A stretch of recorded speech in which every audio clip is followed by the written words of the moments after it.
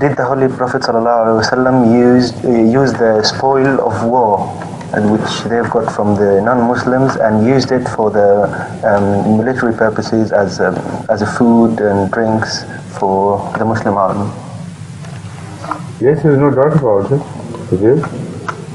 In fact, this was not only a question of spoil the war, it was a daily routine practice that the Arabi used to bring food, many a time cooked food, sometimes raw, preserved food, to sell to Medina and to Mecca as well. This is a custom. Rural areas always bring their vegetables and agricultural produce to the cities.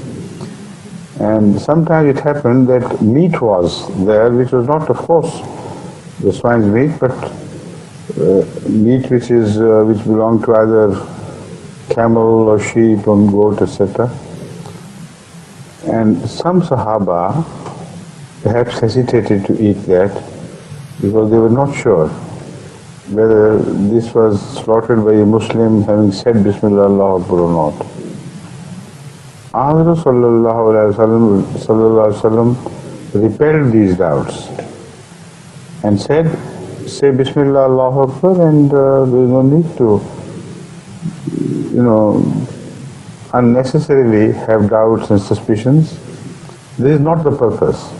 Purpose is, if something is definitely slaughtered on the altar of some idol, and you know that, then of course it is haram. But when you buy meat from market, how can you inquire every time what sort of meat that is and so on and so forth? So for daily requirements of life, these economic relationships were not forbidden. And we have positive evidence that Rasulullah did not hesitate to taste of such meat after saying Bismillah Allahu Akbar. Right? So when meat is alright, the rest is alright.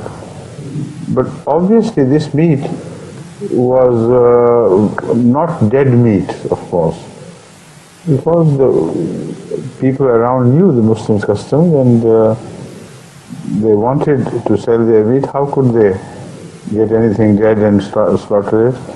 So it is in good faith as well. When you go into trade or commerce or business, mostly they are run on good faith. So even in cities like Karachi, we know that dead meat was served for a long time by some butchers who had sold it to kebab shops and this and that, who, whenever an animal died, they slaughtered it afterwards, and so these accidents happen. So if you go on becoming suspicious and everything, your life will become so difficult. So Ahmad sallallahu alaihi wasallam admonished Muslims that deen is easy and comfortable. Don't make it difficult. But it does not mean that you should take licenses. You should shut your eyes to haram things when you know they are haram. Right?